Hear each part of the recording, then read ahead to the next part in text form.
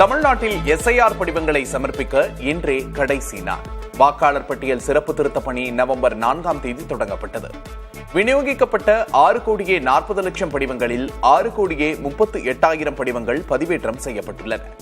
கணக்கீட்டு படிவங்கள் வழங்க இன்று கடைசி நாள் என்பதால் வாக்குச்சாவடி நிலை அலுவலர்கள் தங்கள் பணிகளை மும்முரமாக செய்து வருகிறார்கள். வரைவு வாக்காளர் பட்டியல் டிசம்பர் 16ஆம் தேதி வெளியிடப்படும். இதனிடையே புதிய வாக்காளர் சேர்க்கைக்கான படிவம் 6 வழங்கும் பணி தொடங்கப்பட்டுள்ளது.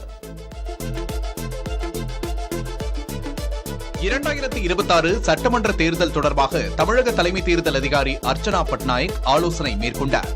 சென்னையில் நடந்த ஆலோசனையில் காவல்துறை, சிஆர்பிஎஃப், வருமான வரித்துறை, வணிக வரித்துறை உள்ளிட்ட 15 துறைகளின் மூத்த அதிகாரிகள் கலந்து கொண்டனர்.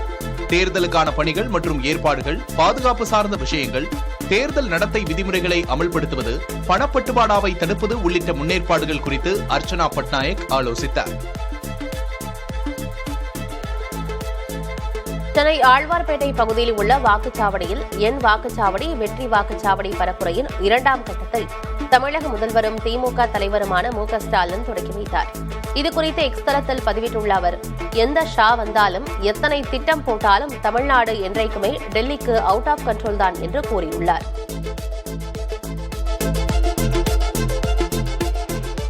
அதிமுக பொதுக்குழு கூட்டம் தற்காலிக அவைத்தலைவர் கே.பி. முனுசாமி தலைமையில் நடைபெற்றது.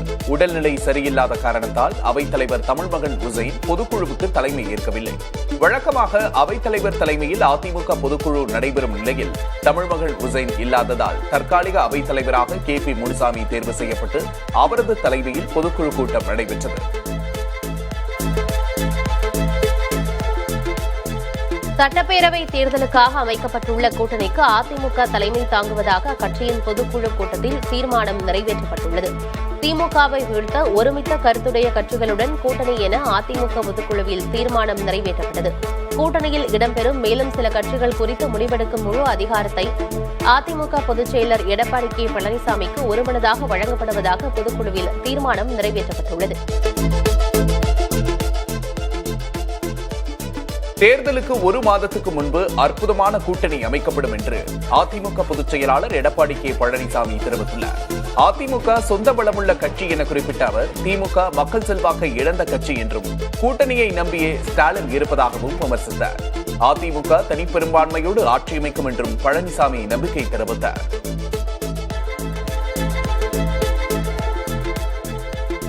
எமர்ஜென்சி காலத்திலிருந்தே திமுகவுக்காக உழைத்த அமைச்சர் துரைமுருகனுக்கு ஏன் துணை முதல்வர் பதவி கொடுக்கவில்லை என அதிமுக பொதுச் செயலர் எடப்பாடி கே. பழனிசாமி கேள்வி எழுப்பியுள்ளார். சென்னை வானகரத்தில் நடைபெற்ற அதிமுக பொதுக்குழு கூட்டத்தில் பேசிய அவர், திமுக போன்று அதிமுக அல்ல என்றும் அதிமுக ஜனநாயக இயக்கம் எனவும் குறிப்பிட்டுள்ளார். அதிமுகவை அமித்ஷாவிடம் பத்திரமாக அடமானம் வைத்தவர் எடப்பாடி பழனிசாமி என்று அமைச்சர் ரகுபதி விமர்சித்துள்ளார்.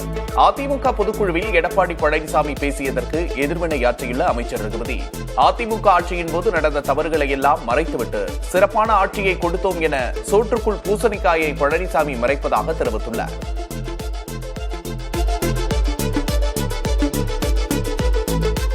அதிமுக பொதுச் செயலர் எடப்பாடி கே. பழனிசாமியின் பயத்தை போக்குவதற்காக போடப்பட்ட மேக்கப் தான் பொதுக்குழு என திமுக அமைப்பு செயலர் RS பாரதி விமர்சித்துள்ளார். பீகாரை தொடர்ந்து தமிழ்நாட்டிலும் பாஜக கூட்டணி ஆட்சி அமைக்கும் என்று அமித்ஷா கூறியதை நினைவுபடுத்தியுள்ள RS பாரதி, மாப்பிள்ளை அவர்தான், ஆனால் அவர் போட்டிருக்கும் சட்டை என்னுடையது என்ற காமெடியைப் போல மாப்பிள்ளை பழனிசாமி தான், ஆனால் அவருக்கு எந்த அதிகாரமும் கிடையாது என்பதுதான் அமித்ஷா சொன்ன வார்த்தையின் அர்த்தம் என விமர்சித்தார்.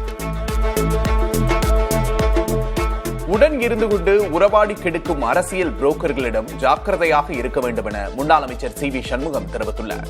சென்னை வானகரத்தில் நடைபெற்ற அதிமுக பொதுக்குழு மற்றும் செயற்குழு கூட்டத்தில் பேசிய அவர் இவ்வாறு தெரிவித்தார்.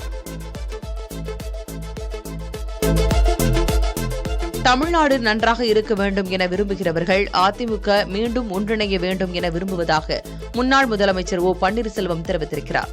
தேனி மாவட்டம் போடியில் செய்தியாளர்களின் கேள்விகளுக்கு பதிலளித்த அவர் இவ்வாறு தெரிவித்தார். தமிழ்நாடு நல்லா இருக்கணும் விரும்புகிற அனைவருமே விரும்புவது பிரிந்து கிடக்கின்ற அனைத்து இந்திய அண்ணா முன்னேற்ற கழகத்தினுடைய சக்தி அனைவரும் ஒன்றிணைய வேண்டும் என்பதுதான் விரும்புகிறார்கள். அதிமுக பொதுக்குழுவில் பாஜக எழுதி கொடுத்ததை எடப்பாடி பழனிசாமி பேசியிருப்பதாக மாநில காங்கிரஸ் தலைவர் செல்வபெருந்தகை கூறியுள்ளார். சென்னை சத்தியமூர்த்தி பவனில் செல்வபெருந்தகை விருப்ப மனுக்களை பெற்றார். அப்போது பேட்டியளித்த அவர் நீட் தேர்வு ரத்து, ஜிஎஸ்டி நிலுவை, மதுரை மற்றும் கோவை மெட்ரோ ரயில் திட்டம் ஆகியவற்றில் தமிழகத்திற்காக குரல் கொடுக்காத அதிமுகவிற்கு மக்கள் எப்படி வாக்களிப்பார்கள் எனவும் வினவினார். பாஜகவை விஜய் விமர்சிக்காதது அதிசயமாக இருப்பதாகவும் செல்வபெருந்தகை தெரிவித்தார். சென்னையில் தாவேக தலைவர் விஜயின் தலைமையில் மாவட்ட செயலாளர்கள் கூட்டம் இன்று நடைபெறுகிறது. பனையூரில் உள்ள தாவேக அலுவலகத்தில் நடைபெறும் கூட்டத்தில் மாவட்ட செயலாளர்கள், மாநில நிர்வாகிகளோடு விஜய் ஆலோசனை நடத்தவுள்ளதாக தகவல்கள் தெரிவிக்கின்றன. இதில் தேர்தல் பணிகள், வாக்காளர் பட்டியல் சிறப்பு தீவிர திருத்தம், அடுத்த கட்ட மக்கள் சந்திப்பு பயணம் உள்ளிட்டவை குறித்து ஆலோசிக்கப்படும் என்று எதிர்பார்க்கப்படுகிறது.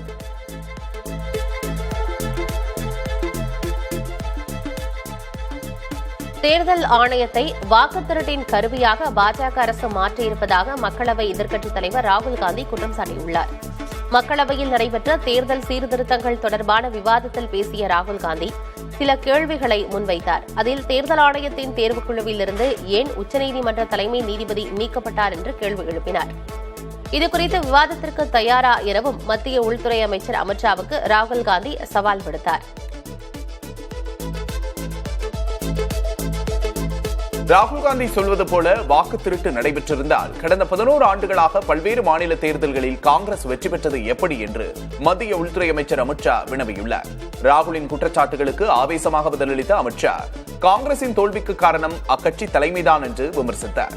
உங்கள் தோல்விக்கு காரணம் இவிஎம் அல்லது எஸ்ஐஆர் கிடையாது என்றும், இதனை காங்கிரஸ் தொண்டர்களே உங்களிடம் கேட்பார்கள் என்றும் அமித் ஷா குறிப்பிட்டார். தமிழ்நாட்டில் நடைபெறவுள்ள சட்டமன்ற தேர்தலில் வெற்றி பெறுவோம் என மத்திய உள்துறை அமைச்சர் அமித் ஷா கூறியுள்ளார். மக்களவையில் உரையாற்றிய அவர் காங்கிரஸ் ஆட்சியில் தேர்தல் ஆணையர்களை பிரதமரை நியமித்ததாக குற்றம் சாட்டினார். நீங்கள் எஸ்ஐஆரை எதிர்த்தால் தமிழ்நாடு மற்றும் மேற்குவங்க தேர்தலில் வெற்றி பெறுவோம் எனவும் அமித் ஷா சூளுரைத்தார். நீதிபதி ஜி.ஆர். சுவாமிநாதனுக்கு எதிராக பதவி நீக்க தீர்மானம் வாக்கு வங்கி அரசியலுக்காக கொண்டுவரப்பட்டுள்ளதாக மத்திய உள்துறை அமைச்சர் அமித் ஷா குற்றம் சாட்டியுள்ளார். மக்களவையில் தேர்தல் சீர்திருத்தம் மீதான விவாதத்தில் உரையாற்றிய அவர், இத்தீர்மானத்தின் மூலம் எஸ்ஐஆர் மீதான விவாதத்தை திசை திருப்ப எதிர்க்கட்சிகள் முயற்சிப்பதாகவும் சாடினார்.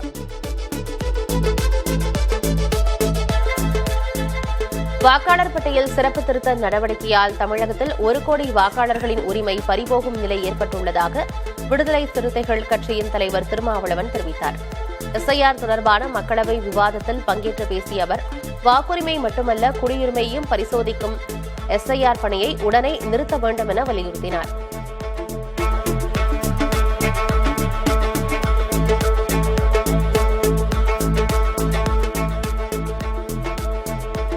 பழைய ஓய்வூதிய திட்டத்தை மீண்டும் அமல்படுத்துவது உள்ளிட்ட 12 அம்ச கோரிக்கைகளை வலியுறுத்தி நாளை ஒருநாள் வேலைநிறுத்த போராட்டத்தில் ஈடுபட உள்ளதாக டிட்டோ ஜாக் அமைப்பினர் அறிவித்துள்ளனர். இதனால் தமிழகம் முழுவதும் உள்ள அரசு அலுவலகங்களில் பணிகள் பாதிக்கப்படும் என்று கூறப்படுகிறது. இதற்கிடையே வேலை நிறுத்தத்தில் ஈடுபட்டால் சம்பள பிடித்தம் செய்யப்படும் என்று தமிழக அரசின் தலைமை செயலாளர் எச்சரிக்கை விடுத்துள்ளார். ஜப்பானில் தொடர்ந்து 3வது நாளாக நிலநடுக்கம் ஏற்பட்டதால் மக்கள் அச்சமடைந்தனர். கடந்த திங்கட்கிழமை அன்று ஹொக்கைடோ மற்றும் ஆமோரி அருகே உள்ள கடற்பகுதியில் ஏற்பட்ட 7.5 ரிக்டர் அளவிலான நிலநடுக்கத்தால் 51 பேர் காயமடைந்தனர். தொடர்ந்து செவ்வாய்க்கிழமை அன்று ஹான்சோ பகுதியில் 6.7 ரிக்டர் அளவில் நிலநடுக்கம் ஏற்பட்டது.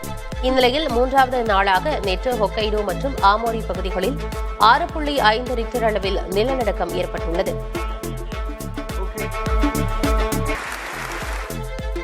பிரதமர் நரேந்திர மோடியுடன் இஸ்ரேல் பிரதமர் பெஞ்சமின் நெத்தன்யாகு தொலைபேசியில் தொடர்பு கொண்டு கலந்துரையாடியுள்ளார். இதில் இருதரப்பு உறவுகளை வலுப்படுத்துவது குறித்து இரு நாட்டு தலைவர்களும் ஆலோசனை மேற்கொண்டனர். தொடர்ந்து மேற்காசிய பிராந்தியத்தில் நிலவும் சூழல் குறித்து பிரதமர் மோடியிடம் இஸ்ரேல் பிரதமர் எடுத்துரைத்தார். கடந்த 2 மாதங்களில் 2000 கோடி ரூபாய் மதிப்புள்ள உரிமை கோரப்படாத பணம் உரியவர்களிடம் ஒப்படைக்கப்பட்டிருப்பதாக பிரதமர் மோடி தெரிவித்துள்ளார். உங்கள் பணம் உங்கள் உரிமை என்ற பெயரில் விழிப்புணர்வு பரப்புரை கடந்த அக்டோபர் 4ஆம் தேதியிலிருந்து நடந்து வருகிறது. இதில் பல்வேறு நிதி அமைப்புகளில் முடங்கியுள்ள உரிமை கோரப்படாத மக்களின் பணத்தை உரிய நபர்களிடம் ஒப்படைக்கும் திட்டம் செயல்படுத்தப்பட்டு வருகின்றது. 2026 சட்டமன்ற தேர்தலையொட்டி காங்கிரஸ் மூத்த தலைவர் ராகுல் காந்தி தமிழ்நாடு முழுவதும் நடைபெறவுள்ள கிராம கமிட்டி மாநில மாநாட்டில் பங்கேற்க உள்ளார். இந்த நிகழ்ச்சிகளை ஒருங்கிணைக்க குழுக்களை அமைத்து மாநில காங்கிரஸ் தலைவர் செல்வபிரதகை அறிவித்துள்ளார். அதேபோல காங்கிரஸ் பொதுச் செயலர் பிரியங்கா காந்தியும் தமிழ்நாட்டில் மகளிர் பேரணியை நடத்தவுள்ளார். ஒடிசா மாநில காங்கிரஸ் கட்சியின் கட்டமைப்பை வலுப்படுத்தும் நடவடிக்கைகளில் அதிக கவனம் செலுத்த வேண்டும் என்று அம்மாநில காங்கிரஸ் மூத்த தலைவர் முகமது முகீம் வலியுறுத்தியுள்ளார். தவறான முடிவுகள், தவறான தலைமை தேர்வுகள், தவறான ஆட்களிடமுள்ள பொறுப்புகள் ஆகியவற்றால் கட்சி வலுவிழந்துள்ளதாக குறிப்பிட்டுள்ள அவர், தவறுகளை சரி செய்யாமல் தொடர்ந்து அதை நாம் செய்து வருவதால் நாடு முழுவதும் அது எதிரொலிப்பதாகவும் விமர்சித்துள்ளார். இண்டிகோ விமான செயல்பாடுகளில் ஏற்பட்ட கடும் இடையூறுகளை கண்காணிக்க 8 உறுப்பினர்கள் கொண்ட குழுவை விமான போக்குவரத்து இயக்குநரகம் அமைத்துள்ளது. இண்டிகோவின் தினசரி விமான செயல்பாடுகள், ரத்து செய்யப்பட்ட விமானங்கள், பயணிகளுக்கான இழப்பீடு மற்றும் கால அட்டவணை செயல்பாடு ஆகியவற்றை இக்குழு கண்காணிக்கும். இந்தியாவின் முதல் மனித ஆழ்கடல் பயண திட்டத்தில் முன்னேற்றம் ஏற்பட்டிருப்பதாக மத்திய அமைச்சர் ஜிதேந்திர சிங் தெரிவித்துள்ளார். மனிதர்களை விண்வெளிக்கு அனுப்பும் திட்டம் ஒருபுறம் நடந்து கொண்டிருக்கும் நிலையில் ஆழ்கடலுக்கு அழைத்துச் சென்று ஆய்வு மேற்கொள்ளும் மத்ஸ்யா 6000 திட்டமும் வேகம் எடுத்துள்ளது. கடலின் 6000 மீட்டர் ஆழம் வரை சென்று ஆய்வு மேற்கொள்ளும் வகையில் மத்ஸ்யா 6000 நீர்மூழ்கி கப்பல் வடிவமைக்கப்பட்டுள்ளது.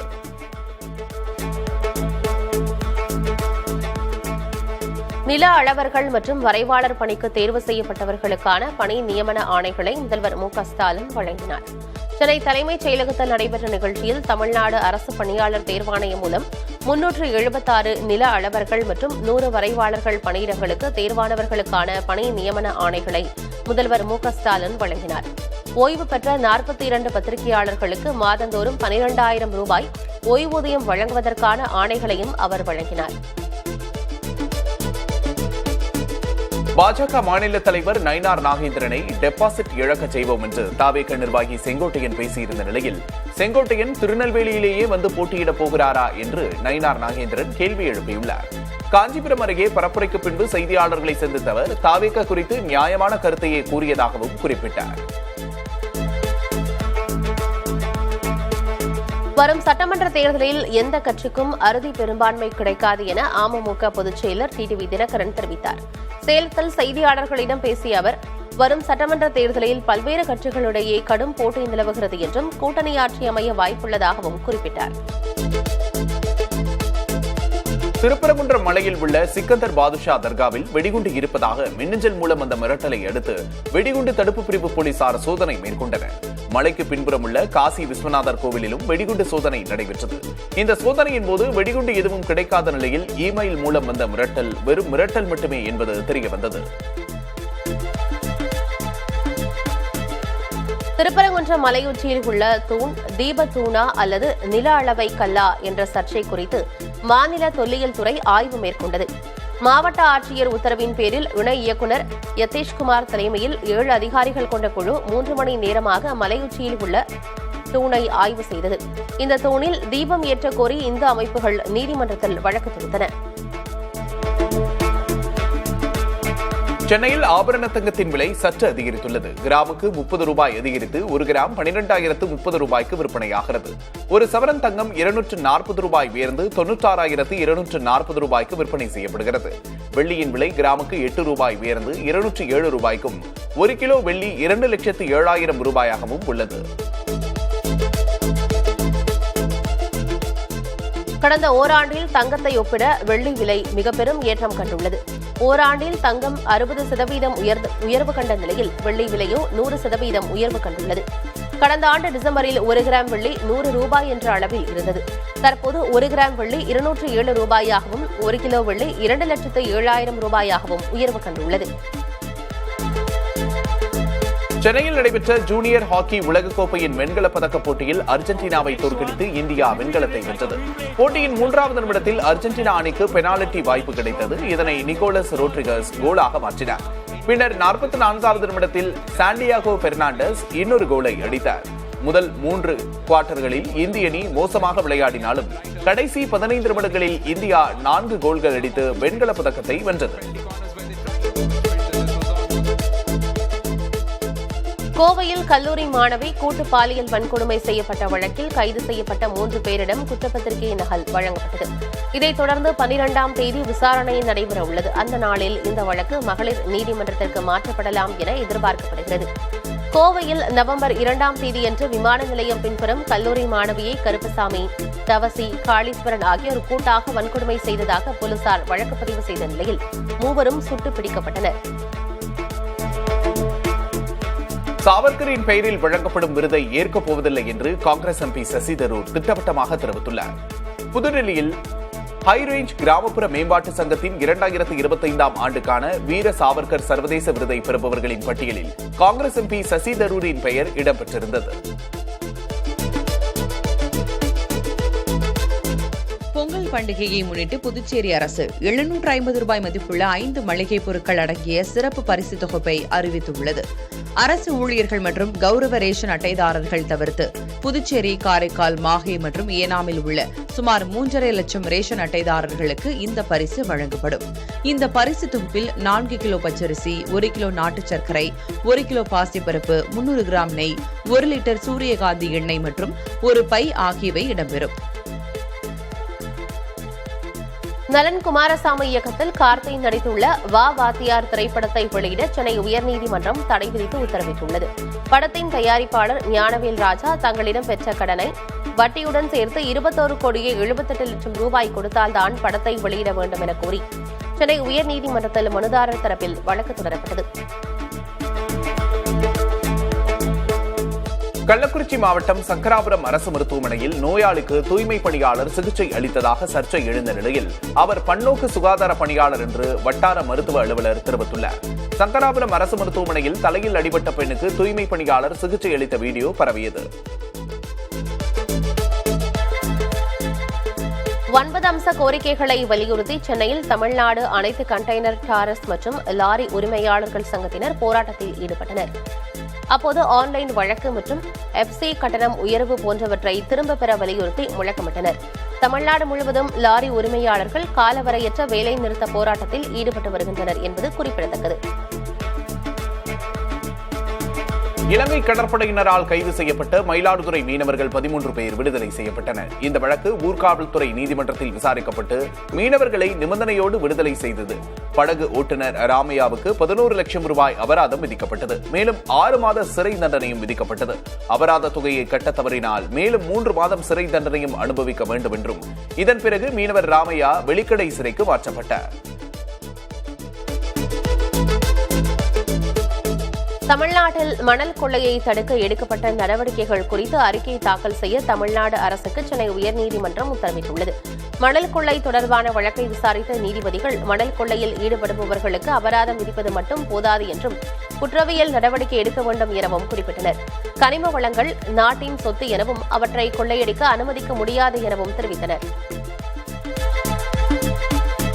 தூத்துக்குடி விமான நிலையத்திலிருந்து டெல்லி, ஹைதராபாத், மும்பை நகரங்களுக்கு விமானம் இயக்கப்படும் என்று தூத்துக்குடி விமான நிலைய இயக்குநர் தெரிவித்துள்ளார். இண்டிகோ விமான நிறுவனத்தில் ஏற்பட்ட சிக்கல்களால் கடந்த சில நாட்களாக பல்வேறு விமானங்கள் ரத்து செய்யப்பட்டன. இந்நிலையில் தூத்துக்குடி விமான நிலையத்தை விமான நிலைய இயக்குநர் அனூப் ஆய்வு செய்தார்.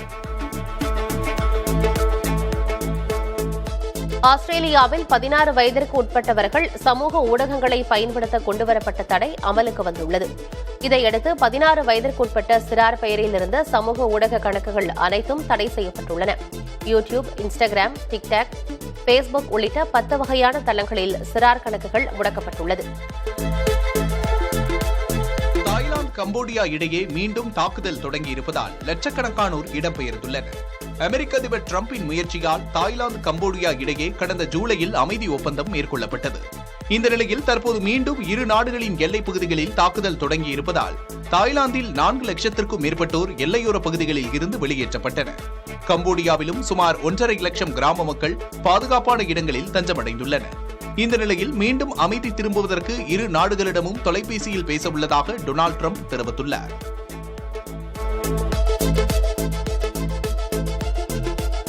இலங்கையில் உள்ள வெள்ள பாதிப்புகளால் உயிரிழந்தவர்களின் எண்ணிக்கை 639 உயர்ந்துள்ளது. இலங்கையின் மத்திய மலைநாட்டு பகுதிகளில் சுமார் 15,000 நிலச்சரிவு அபாயமுள்ள பகுதிகள் அடையாளம் காணப்பட்டுள்ளதாக அந்நாட்டின் தேசிய கட்டிட ஆராய்ச்சி நிறுவனம் தெரிவித்துள்ளது. 5,000 குடும்பங்கள் வரை அந்த பகுதிகளில் வாழ்வதாகவும் அவர்கள் அந்த பகுதிகளை விட்டு வெளியேற வேண்டும் என்றும் அந்த அமைப்பின் மூத்த புவியியலாளர் டாக்டர் வசந்த சேனதீரா கூறியுள்ளார்.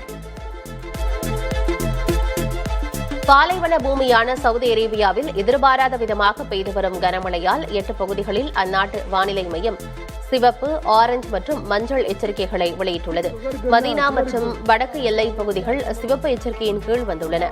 இங்கு கனமழை, திடீர் வெள்ளம், ஆலங்கட்டி மழை, பலத்த காற்று மற்றும் இடி மின்னல் ஏற்படும் அபாயம் உள்ளது. மொராக்கோவின் எஸ் நகரில் 2 கட்டிடங்கள் இடிந்து விழுந்ததில் குழந்தைகள் உட்பட 19 பேர் உயிரிழந்தனர். 16 பேர் காயமடைந்துள்ளனர். இடிந்து விழுந்த 2 கட்டிடங்களிலும் 8 குடும்பங்கள் வசித்ததாக தெரியவந்துள்ளது. சம்பவ இடத்தில் மீட்புப் பணிகள் முடுக்கிவிடப்பட்டுள்ளன. 2023ஆம் ஆண்டில் ஏற்பட்ட பெரும் பூகம்பங்களால் இந்த கட்டிடங்கள் பலவீனம் அடைந்து இப்போது இடிந்து விழுந்திருக்கலாம் என்று அதிகாரிகள் தெரிவித்தனர். தமிழ்நாடு காவல்துறையின் சட்டம் ஒழுங்கு பொறுப்பு டிஜிபியாக அபய்குமார் சிங் அறிவிக்கப்பட்டுள்ளார். பொறுப்பு டிஜிபியாக இருந்த வெங்கட்ராமன் உடல்நலக்குறைவு காரணமாக மருத்துவமனையில் அனுமதிக்கப்பட்டு சிகிச்சை பெற்று வருகிறார். இந்நிலையில் அவர் 15 நாட்கள் மருத்துவ சிகிச்சைக்காக விடுப்பில் செல்லும் சூழலில் பொறுப்பு டிஜிபியாக அபய்குமார் சிங் அறிவிக்கப்பட்டுள்ளார். லஞ்ச ஒழிப்புத்துறை இயக்குநராக உள்ள அபய்குமார் சிங்கிற்கு சட்டம் ஒழுங்கு பொறுப்பு டிஜிபியாக கூடுதல் பொறுப்பு வழங்கப்பட்டுள்ளது.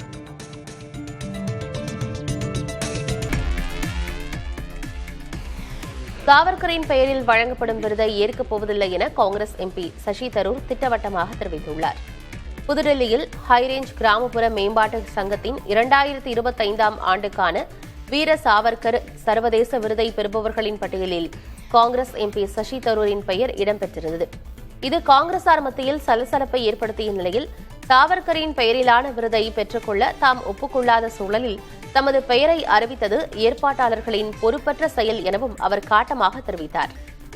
இது தொடர்பாக பேசிய விருது வழங்கும் அமைப்பினர் சசி தரூருக்கு இந்த விஷயம் முன்கூட்டியே தெரிவிக்கப்பட்டதாக கூறியுள்ளனர்.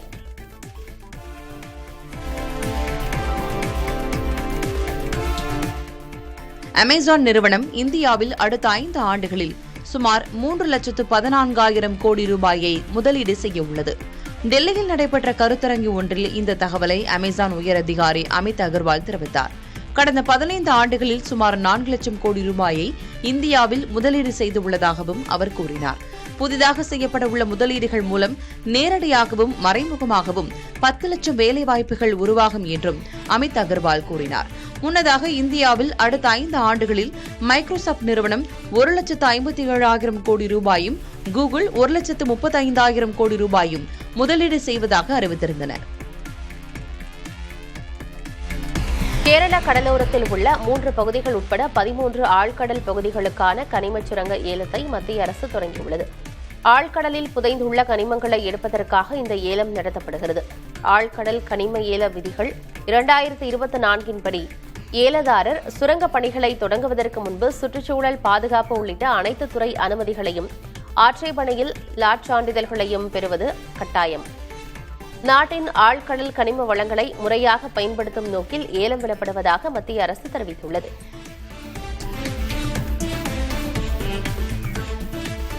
ஒடிஷா மாநில காங்கிரஸ் கட்சியின் கட்டமைப்பை வலுப்படுத்தும் நடவடிக்கைகளில் அதிக கவனம் செலுத்த வேண்டும் என அம்மாநில காங்கிரஸ் மூத்த தலைவர் முகமது முக்கீம் வலியுறுத்தியுள்ளார். இது தொடர்பாக காங்கிரஸ் மூத்த தலைவர் சோனியா காந்திக்கு அவர் கடிதம் ஒன்றை எழுதியுள்ளார். தவறான முடிவுகள், தவறான தலைமை தேர்வுகள், தவறான ஆட்களிடம் உள்ள பொறுப்புகள் ஆகியவற்றால் கட்சி வலுவிழந்துள்ளதாக குறிப்பிட்டுள்ள அவர், தவறுகளை சரி செய்யாமல் தொடர்ந்து அதை நாம் செய்து வருவதால் நாடு முழுவதும் அது எதிரொலிப்பதாகவும் விமர்சித்தார்.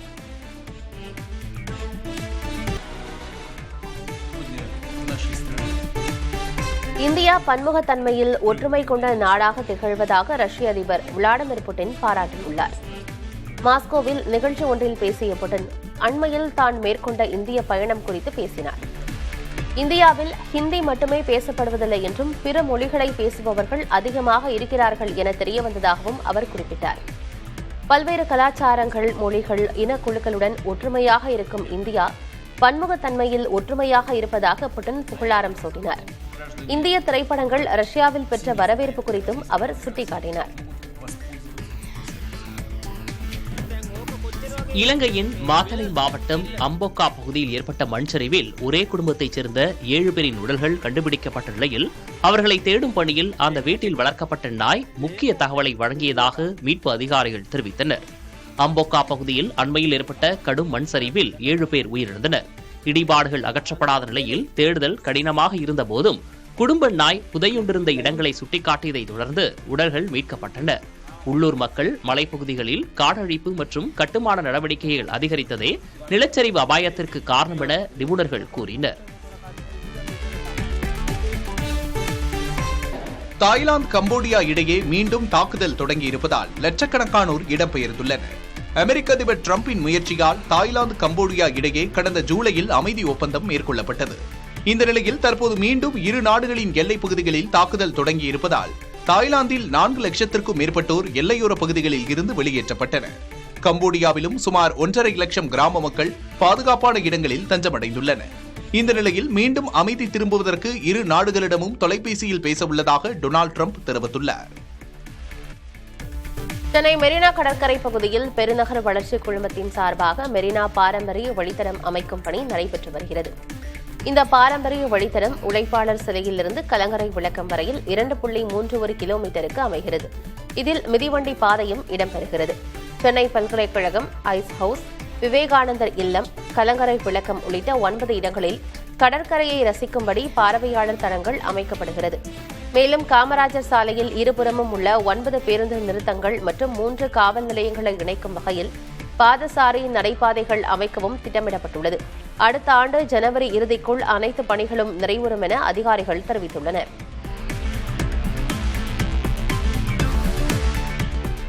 சென்னையில் ஆபரண தங்கத்தின் விலை சற்று அதிகரித்துள்ளது. கிராமுக்கு 30 ரூபாய் அதிகரித்து 1 கிராம் 12,030 ரூபாய்க்கு விற்பனையாகிறது. ஒரு சவரன் தங்கம் 240 ரூபாய் உயர்ந்து 96,240 ரூபாய்க்கு விற்பனை செய்யப்படுகிறது. வெள்ளி விலை கிராமுக்கு 8 ரூபாய் உயர்ந்து 207 ரூபாய்க்கும் 1 கிலோ வெள்ளி 2,07,000 ரூபாய்க்கும் விற்பனையாகிறது.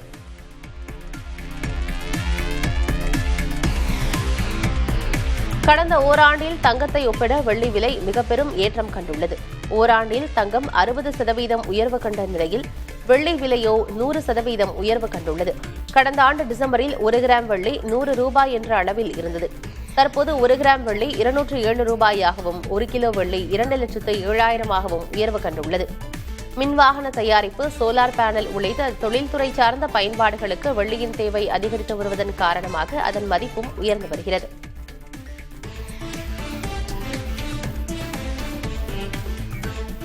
கன்னியாகுமரி மாவட்டம் நாகர்கோவிலில் கிறிஸ்துமஸ் பண்டிகை கொண்டாட்டங்கள் களைகட்டியுள்ளன. வீடுகள், ஆலயங்கள் மற்றும் பள்ளிகள் முழுவதும் வண்ண வண்ண சீரியல் விளக்குகள், குடில்கள், நட்சத்திரங்கள் மற்றும் அலங்கார தோரணங்களால் ஜொலிக்கின்றன. முன்னோர்களின் பாரம்பரியத்தை பின்பற்றி இந்த அலங்காரங்களை செய்து கிறிஸ்துமஸ் பண்டிகையை வரவேற்பதாக கிறிஸ்தவர்கள் மகிழ்வுடன் கூறுகின்றனர்.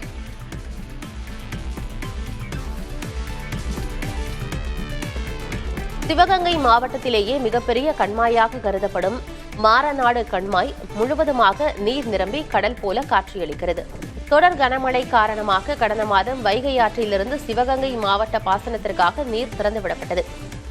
இதையடுத்து லாடநீந்தல் தடுப்பணை மூலமாக மாரநாடு கண்மாய்க்கு தொடர்ந்து நீர்வரத்து அதிகரித்த நிலையில் தற்போது கண்ணுக்கெட்டு தூரம் வரை கண்மாய் முழுவதும் நிரம்பியுள்ளது.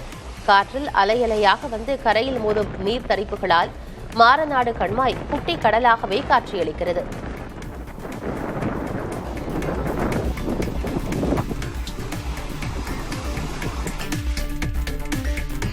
சபரிமலை ஐயப்பன் கோயிலில் தரிசனத்திற்கு காத்திருக்கும் பக்தர்களுக்கு குளிருக்கு ஏற்ற சூடான சுக்கு குடிநீரும் பிஸ்கட்களும் வழங்கப்பட்டு வருகிறது. சபரிமலையில் தினந்தோறும் பல்லாயிரக்கணக்கான பக்தர்கள் குவிந்து வருகின்றனர். அவர்கள் தரிசனம் செய்ய பல மணி நேரம் காத்திருக்க வேண்டிய நிலை உள்ளது. எனவே பக்தர்களின் களைப்பு தீர சூடான சுக்கு குடிநீரையும் பிஸ்கட்களையும் திருவிதாங்கூர் தேவஸ்வம் போர்டு விநியோகித்து வருகிறது. கிரிக்கெட்டை தவிர வேறு எதையும் தனது வாழ்க்கையில் விரும்புவதாக நினைக்கவில்லை என இந்திய கிரிக்கெட் வீராங்கனை ஸ்மிருதி மந்தனா தெரிவித்துள்ளார். அமேசான் சம்போ உச்சி மாநாட்டில் தனது முதல் காதலான கிரிக்கெட் பற்றி மனம் திறந்து பேசிய அவர், இந்திய அணியின் ஜெர்சியை அணிவது ஒரு உத்வேகத்தை கொடுப்பதாக கூறினார்.